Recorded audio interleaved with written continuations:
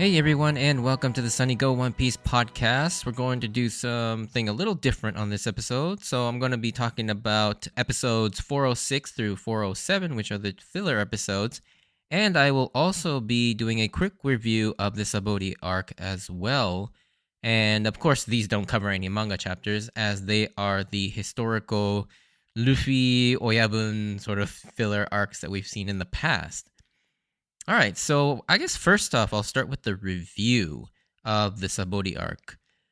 So yeah, this arc was amazing. Easily one of the best arcs, and despite the fact that it's really meant as just sort of a way station to set up elements for the near and long-term future of the series, it still managed to feel not only significant and exciting, but also very fresh.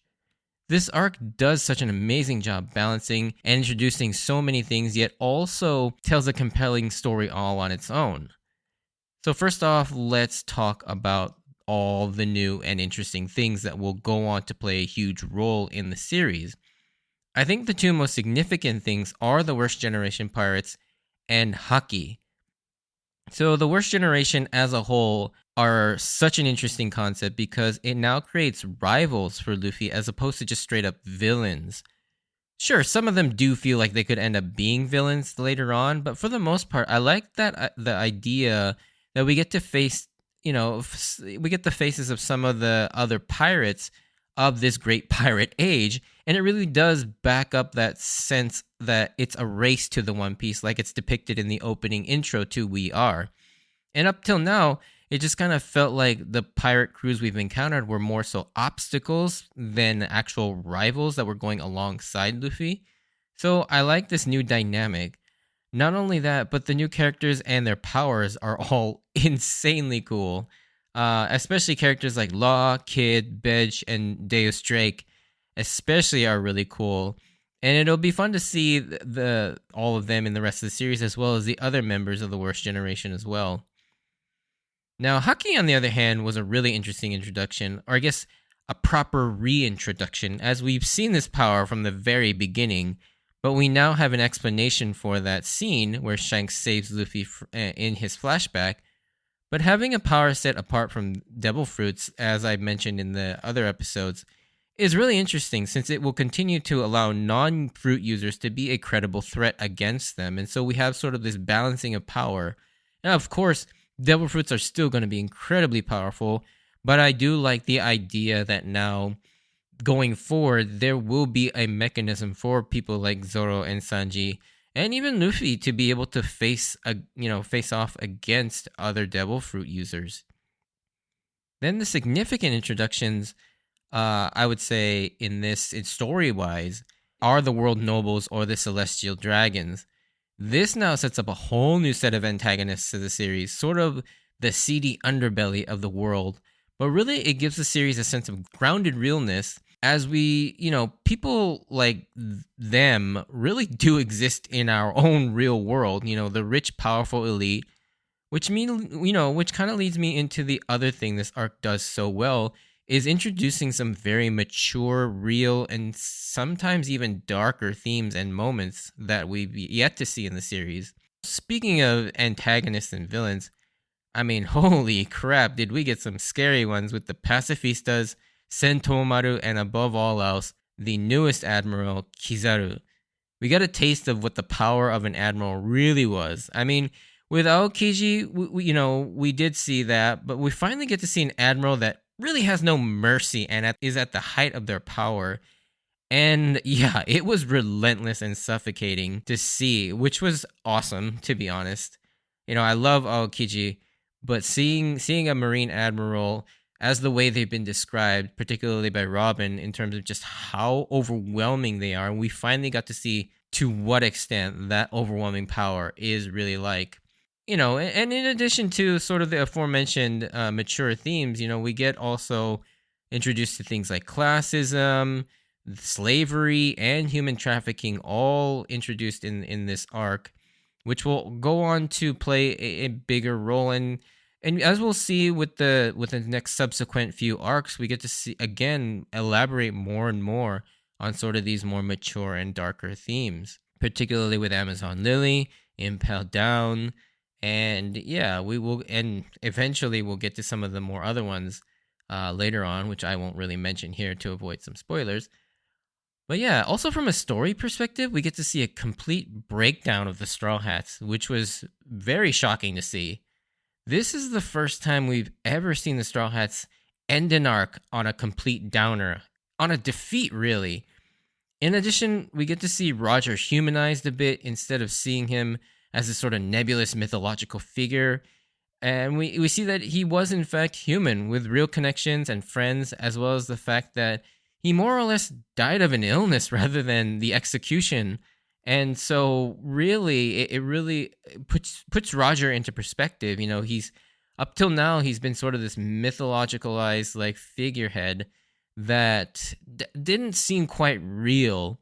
But now, the more we learn about him, and this is really the first time we've gotten any significant real details about, who Roger was, this really does kind of put him in a different perspective. And this also served to really deepen Luffy's character as well. We really see what this journey means to Luffy, how he thinks, what the One Piece means to him, and it also humbles Luffy to an extent we've never seen. It'll be interesting to see from here on out, like how he handles this defeat and this complete failure, because it's something that's been being set up in the story for a while now, and it's finally come to pass, and now we get to see just how Luffy will respond to that. With his overwhelming optimism, can he actually bounce back from this? Lastly, this arc's stories and moments were absolutely incredible. I think that's one thing that this arc always stands out, is just seeing some of the most like crazy moments in the series. Like seeing the emotional highs and lows and everything in between was just absolutely incredible. This arc definitely made you feel things. And I love the comedy and the good vibes at the beginning with Duval, but then as the arc progresses, the feeling gets a bit more uneasy until it crescendos into this fever pitch and all-out chaos, and then ending in despair. And yeah, this sort of emotional roller coaster is something we have yet to experience because, again, like most arcs in One Piece, yes, there have been some like really, tense moments, but most of the time it's always been sort of this upbeat, like, okay, we can come back from this, or yeah, we're building to this. No matter how hopeless it does seem, there's always this sort of sense of optimism. But this is like the first time where you start to really feel sort of that uneasiness. It's like, yeah, the Straw Hats have gotten out of some tight situations, but this seems really impossible. And then you get to that ending and it's like, not only was it impossible, but they just completely were outclassed. And this is like a depressing ending to an arc. Like, holy crap. It was really shocking and chilling and incredibly sobering when you actually first read or watched this. I like, at least it was for me. And so definitely it was very different in terms of what, storytelling and sort of the trajectory that the story went in. Obviously it has, like I said, the emotional highs were crazy, and some of the best most memorable moments of the series are contained in this arc, with Luffy's like oh so satisfying punch on Charlos, Rayleigh coming out of nowhere to save Zoro, and then finally, it's not the best, but it's one of the more memorable scenes, is seeing the defeat of the Straw Hats and seeing Luffy just like crying like in frustration. That image is so ingrained in all of our minds. And yeah, all in all, an amazing arc that I have very little negative to say about. I honestly can't really pick out too many negative things about this arc, to be honest. Yeah, I can't really think of anything. And so yeah, I'd say great arc. It is a little bit on the shorter side, but honestly, again, it's supposed to be sort of a way station, but we ended up getting an incredible amount of new content for the story, and Oda just uses Sabaody to set up basically the rest of the story. And he really does. Oh, and I even forgot to mention the fact that this arc also sets up the fact that Ace is about to be executed, and that's basically setting up a war between the Marines, the world government, and Whitebeard. And Luffy's going to be somehow involved in that, and he's obviously going to want to save his brother Ace at some point. but can he do it without his crew? It'll be really interesting to see. But yeah, so that's kind of my review and thoughts about Sabaody as a whole. Now, with the review over, let's move on to the pair of filler episodes that directly follow the end of the Sabaody arc. So, we'll start with a synopsis. So, there's a grand shrine race happening in the far-off land of Grand Japan, and the local teams, including our heroes, the Pinwheel Eatery team, comprised of the Straw Hats, are set to compete in the race against the cheating and sabotaging ways of the Thriller Company. All right, so let's just jump into my thoughts since obviously there are no differences. So yeah, we get a short 2-episode filler arc back in the feudal Japan era in the land of Grand Japan. Like I've said in the past, I actually enjoy these fillers. They're short and fun, but the best part is we get to see different characters that we'd never really get to see interact with each other and share the screen, which makes for some very funny moments. One thing that always disappoints me about these, though, is the fact that Zoro always plays such a small role in these stories, as he's just kind of like a wanderer sleeping most of the time in the background, which is still very much the case, although he does have a slightly larger role in this story. But yeah, unlike the past filler episodes set around this separate Elseworld story, the 2 episodes are actually connected and make up one slightly longer story about how the Straw Hats are competing against other teams in a portable shrine race against many other teams composed of several familiar faces we've seen in the main story. And these are new characters that we've been introduced to since the last Grand Japan episodes. Also, because these are connected episodes, we get to see the to be continued, but the usual one that's written in English for their main story. Instead, we don't get that one, but the original one in Japanese reading Tsuzuku, which is Japanese for to be continued, that we haven't actually seen used since episode 2. Now, the race is composed of 4 teams essentially. Aside from our main Straw Hat team, aka the Pinwheel Eatery team, we've got the legendary Flying Fish Riders comprised of the Flying Fish Rider gang led by Duval, the Rolling Express comprised of the Rolling Pirates, or Lola's pirate crew, and then finally the Thriller Company comprised of the Moria Pirates, except Moria is not part of this story and is headlined instead by Dr. Hogback. And I never noticed up until I saw this episode, but they tend to avoid using the big villains and opt only to bring in the more silly and comical villains like Buggy, Mr. 3, and Hogback for the most part. And I don't know. I wonder if that's because the more villainous ones have that intimidating nature that doesn't quite fit with the light comedic tone of these stories, or maybe I don't know. Maybe because they don't want to dilute those specific characters' sort of villainous reputation in the eyes of the audience. Maybe that's why they don't use him. Either that, or maybe I don't know. I'm maybe thinking too deeply about this, and it's just sort of they just don't want to use those characters, or they don't fit the story very well. So yeah, kind of sort of a segue into the subject of this filler arc. You know, what is a portable shrine? And so in Japanese, they're called mikoshi, which is a sacred religious shrine that's often transported to a temporary shrine during a matsuri or a festival.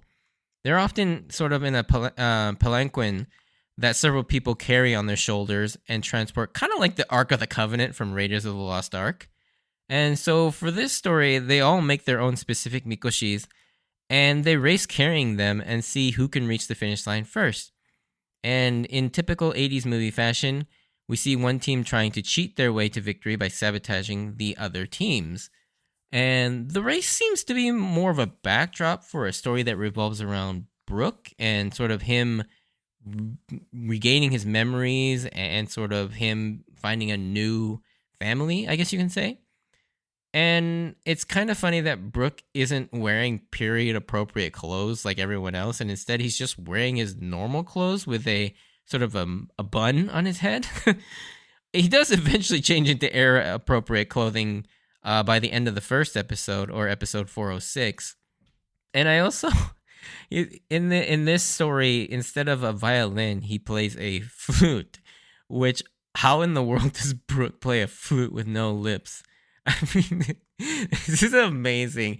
Well, I mean, obviously, nothing about Brooke makes any sense, but the fact that he's trying to play or he's playing a flute is amazing.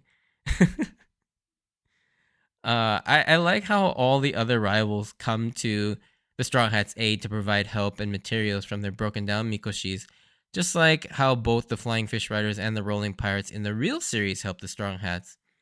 It's kind of got that same vibe and feeling of togetherness that the series is so good at creating.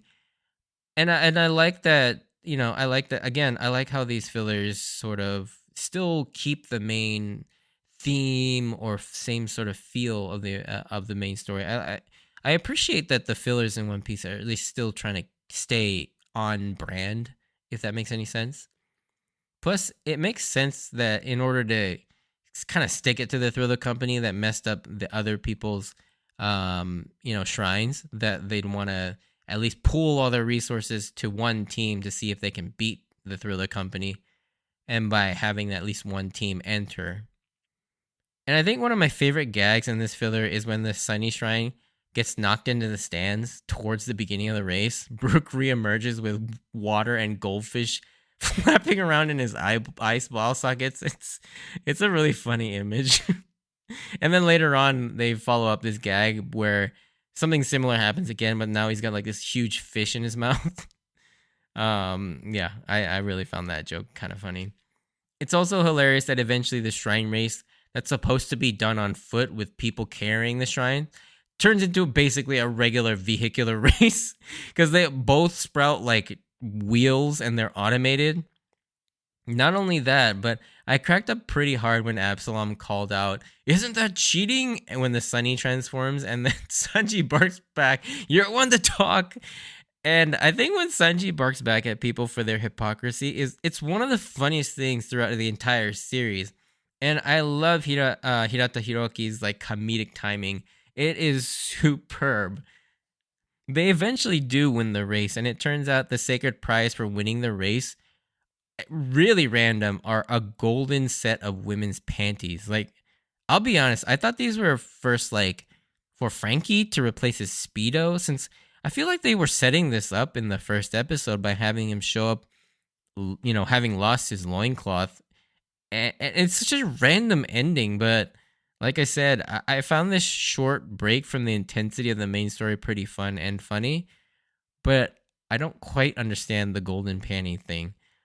Anyways, one fun and also kind of sad fact about these two episodes is that you may have noticed a new character that kind of seems a little out of place, and that's the new character of Mao, the new waitress character, and she is played by Mao Kobayashi, who was a famous newscaster and anchor, as well as actor in the 2000s and maybe even the early 2010s. Not only does she do the voice of the character, but she's also the inspiration for her as well, and also the name of the character is named after her. So it's essentially her in the story. And I unfortunately couldn't find any information on why she was included in these episodes.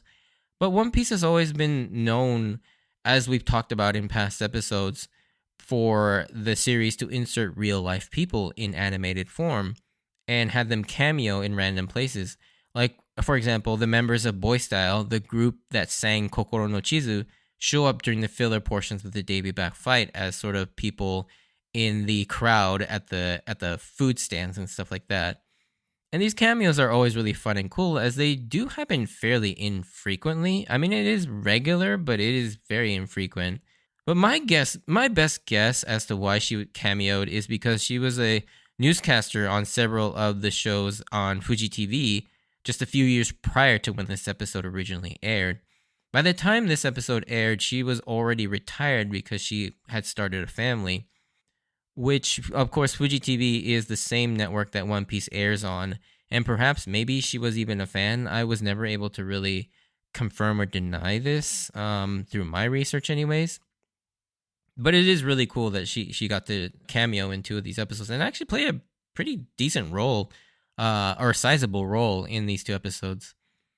Sadly, though, Mao Kobayashi passed away in 2017, at the insanely young age of 34 from breast cancer, which is just so sad and tragic. She did write a blog talking about her experiences and feelings while she was battling cancer as a way for her to express her thoughts and feelings, but also to help others who may be going through a similar experience. That blog became very big at the time and can still actually be read. While I've never read it myself, parts of it have been officially translated to English at her husband's request to help spread, his wife's words to a bigger audience to help as many people as possible, which I think was really great. And it's a nice thought that, before cancer, she got to be immortalized in animated form in One Piece and will live on forever there. So, obviously it's very sad and tragic that we lost her, but I'm glad that she got to be a part of this. And there's also some promo pics of her getting pictures with Mayumi Tanaka, the voice of Luffy, when she did this episode. And so, yeah, it's a really cool thing, but yeah, really sad. 34, man, that's just too young, you know. But anyways, yeah, so that brings this podcast to a close. And on the next podcast, we're going to be getting back to the main story to find out what happened after that insane conclusion to the Sabaody Arc. And we'll begin the Amazon Lily arc, which I cannot wait for. Then anyways, if you did enjoy this, send me a like or comment. If you want to join me on this journey of rewatching One Piece, please consider subscribing. Check out my Instagram and Twitter account at SunnyGo Podcast if you want updates of when I post new episodes or see some pictures of my manga collection. Check that out as well. Obviously, no spoiler section for this, but as always, I wanted to thank you for taking the time out to listen to my podcast. Stay safe out there, and I hope to see you on the next episode. Bye!